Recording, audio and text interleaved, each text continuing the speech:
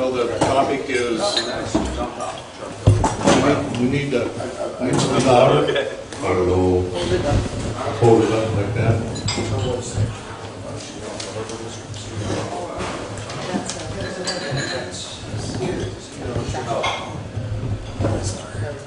Well, I'd like to introduce the officials. Marion, ready from City Council.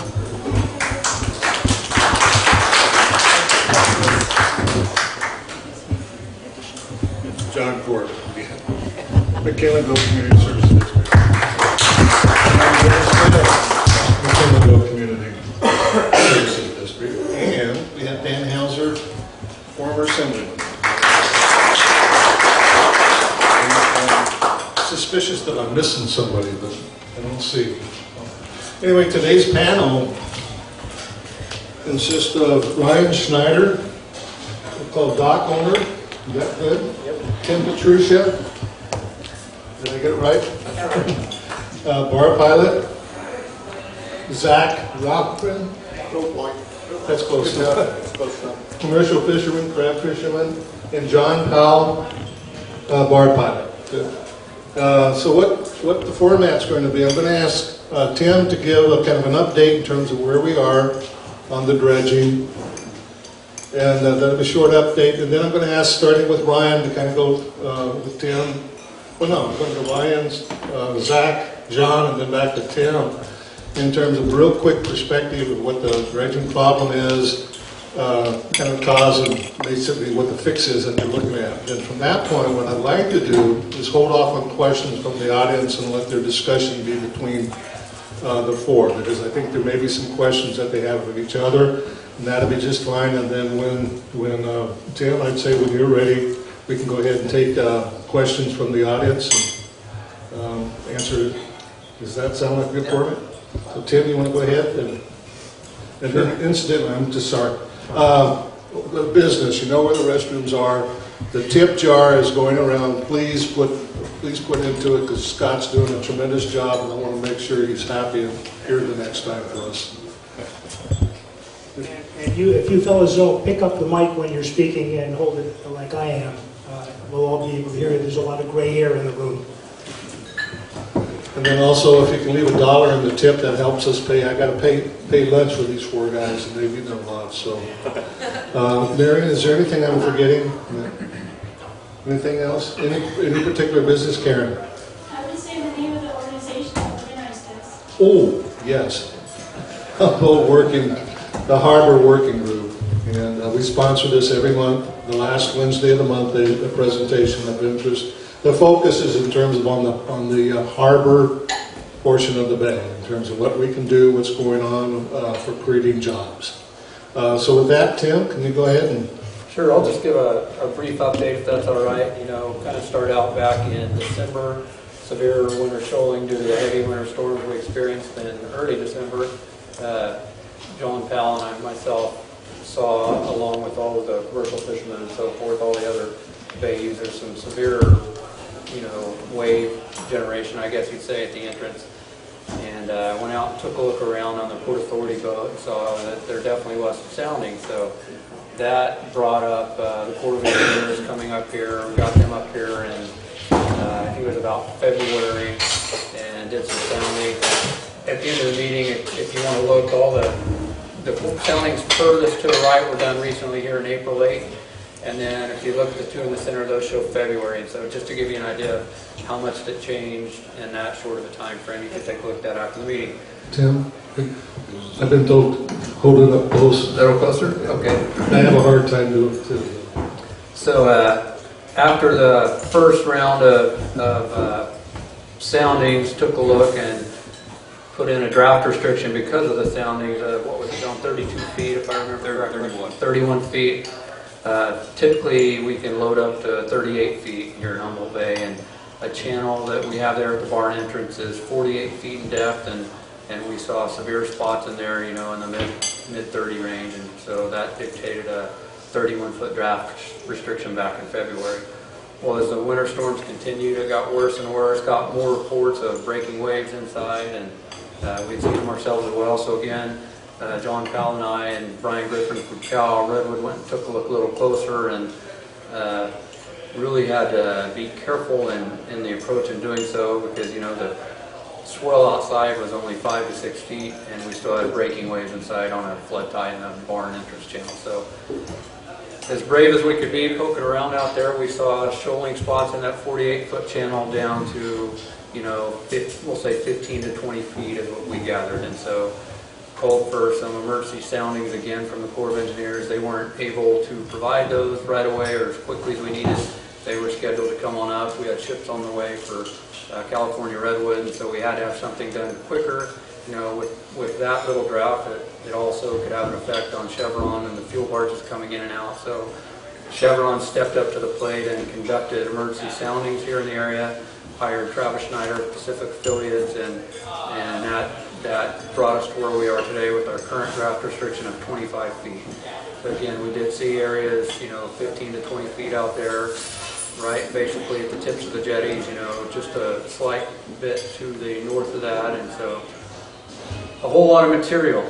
There's a whole lot of material. I don't think we've seen it this bad. I don't remember ever actually, but at least since back in '98 when the Curry ran aground out in the entrance, and so very big call for concern. Notified again the Corps of Engineers of the issue.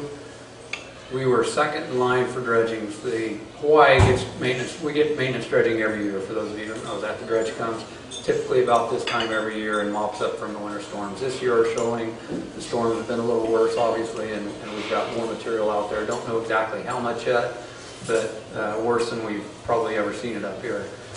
We were second in line for the dredging. Hawaii only gets maintenance dredging every 5 years, and so they couldn't reasonably pull the dredge off of Hawaii on their once every 5-year plan to pull it to Humboldt Bay, but they were able to schedule a second line. Dredge Esseance, which is the larger dredge, was scheduled to show up here sometime between May 4th and May 8th. After Pacific affiliate soundings were taken and sent to the Corps of Engineers, Corps of Engineers sent it to the captain of the Bayport and got a phone call, unfortunately, from them yesterday. Heavy concern from that captain saying there's not enough water for the Esseance to get in here. The Esseance, as I said, is the bigger dredge for the Corps of Engineers.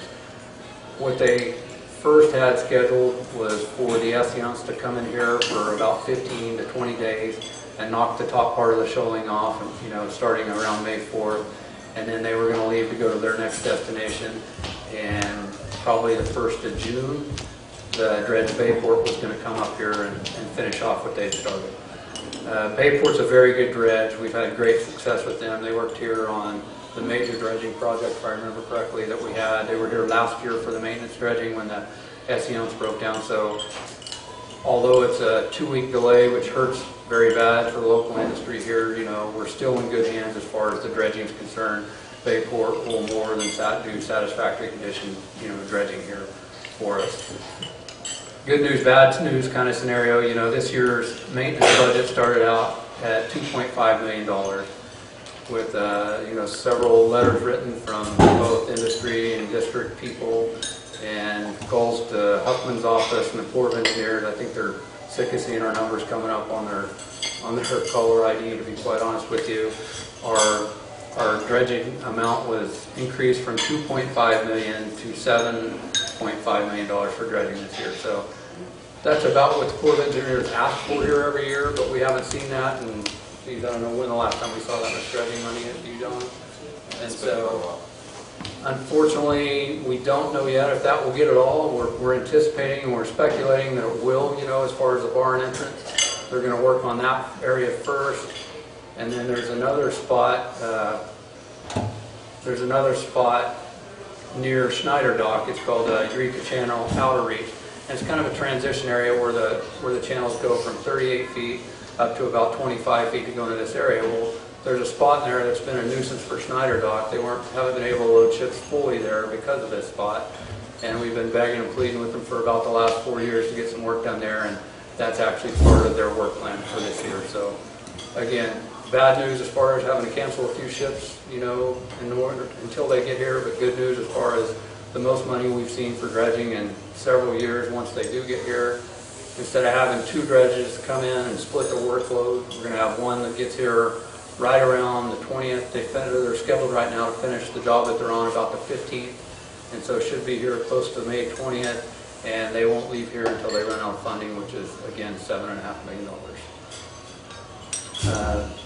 Official soundings were taken last week from the Corps of Engineers. Dredge Bayport hired their Corps of Engineers, the Corps of Engineers hired the Dredge Bayport sounding vessel to come here and take the soundings for them this year. We're waiting patiently to get those soundings. We're supposed to have them sometime today, and that will be able to determine if there is any way to relax the restriction at all. But as of right now, we're still looking at a 25-foot draft restriction. Look my notes here, see what I've missed. The Harbor District last week sent out a letter to Colonel Morrow of the United States Army Corps of Engineers requesting to participate as a partner for a long-term shoal management study on Humboldt Bay Bar entrance. So this was last done back in about 2005 when we got the results back for the study. The cost was going to be right around $3 million at the time, and it's a cost-sharing project, and the Harbor District applied for grants to come up with our half of that money and weren't able to receive the grant, so that study went away. It's a timeline study that has to be done within, I think it's 2 years of the initial onset, and so monies were not found, and so the project was let go, but the wheels have been put in motion again now to start a new survey. Again, there's charts there showing what our latest soundings are, and it's pretty amazing if you look at the difference just between February and April, how much it changed. It's almost mind-boggling to see. Asking from I guess a layman's perspective, my guess of what's causing it is, the current runs from south to north here in the wintertime. The Ill River pumps up tons of sediment. Sediment runs to the north, and the first thing for it to run into is the end of the jetty, the end of the south jetty. So it hits that jetty and then piles up around the corner of it. And I'm guessing, or we're guessing, that that's what's causing the shoaling issue that we have every year. So just a pretty rough winter for all of us. And we're not the only port, unfortunately. Everybody's screaming, just some not quite as loud as us, but as bad as it is, we're pretty fortunate to be second in line for our maintenance dredging, and hopefully we'll get that taken care of here in a few weeks. John, did you want to add anything to that? Yeah, actually, can you hear me okay? Okay. The Dredge Bayport was the one that was here for most of the deepening project, and she was a brand new dredge at that time, and she's definitely proven herself on this bar. One thing I'd like to let everybody know, Scott Martin on the Coral Sea told me about we had that big storm in December, and there was 38-foot swells at that time. He said that there's actually a dolo on the north jetty that is flipped upside down. The barnacles, the black part of the dolo is actually upside down right now. I would imagine it's probably going to start stinking here real soon, but that's a lot of force. And one other thing I'd like to add, a few years ago, the Harbor District purchased, they've got their fire boat and they've got the Port Authority boat. There's also a side scan sonar. There's a port system, which is during that same storm that flipped that dolo upside down, ripped the port system off of buoy number 2, which I believe is about a $40,000 unit. It actually moved the buoy itself at the same time. Yeah, the buoy was pulled way off the station. Yeah, it's almost on the end of the area. By the time the storm was finished, the buoy was almost on the end of that south jetty. But the Aspen was able to come in and pick it up and put it back up where it's supposed to be without its port system. So, and the port system is a acoustic Doppler profiling system that it's able to record currents, and this is actually will help us determine what the currents out there during these storms, and it'll tell us if we have a 5-knot current out there going to the north, how what the velocities are. So that's where the side scan sonar comes in. We can actually take the Harbor District can take that through that area and measure how much sand is deposited after every storm. And on our meeting last week, we were discussing actually trying to get the side scan sonar out to at least record this historic shoaling that's been going on. I've been here since 1988 as a pilot. I've actually been working on the bay here since about 1977. I used to tow the fuel barges in and out of here with Crowley. And I have never seen shoaling to this extent. And I consider myself an old timer now. And other than that, we can talk to the next panelist. Ryan, did you want to weigh in? Well, as far as the impacts on us and our business, it's huge. You know, at other countries where we're sending the logs and lumber and wood fiber, this port, everybody looks at this port as a risky port. Nobody wants to come here to get any logs, lumber, chips, whatever it may be. They'll go up north to Coos Bay or Astoria or Tacoma or somewhere when they can get the same product. The higher the risk, the less they're going to want to pay for the product because there's a higher risk there for them to come in here, which then eventually gets back to whether it be the stump or the sawmill or the landowner, and that's a huge impact to the local community. Because we total, I mean, just our dock averages $15 to $20 million worth of cargo a year, and then Green Diamond's probably the same, Sierra Pacific's probably the same, and it's it makes it tough to do business internationally. Zach? Well, I'm mainly a commercial, can you hear me? Yeah, I'm mainly a commercial crab fisherman. I come and go out of this bar. I got some questions to ask, but the way it affects us mostly and is the nature of our business, crab fishing. You want to put as much stuff on your boat as possible, as many crab pots. When you go out, you're going to make more money. As much crab as you can put on the boat, when you come in, you're going to make more money. So we really kind of push our stability, and a breaking bar is all that's needed to roll a boat over, and then you have casualties. If there's anything good that's come out of this domoic acid this winter, is it's stopped the industry here. And I can almost, I hate to say it, but I think there would have been loss of life this winter had we been fishing here. It's so severe. Then there's, then I'm not a recreational fisherman, but now we're going to have a recreational salmon fishery coming up, and it attracts tourism and a lot of out-of-town boats. People come on, we call them weekend warriors. They really don't know, they're not water-wise, but they're hell-bent on catching a salmon. And they're going to be coming and going through the bar, and those vessels cannot handle even a small shoaling breaker. So that's going to be pretty detrimental to our tourism industry once a calamity happens. I pray it doesn't, but it really is a matter of time. The ocean, the weather report will say it's fine out on the ocean, and people are gung-ho to go, but they still got to cross the bar here, and that's just the way it is, and it's going to be bad. I wanted to ask Tim, he was talking about a possible bar management or management shoaling study.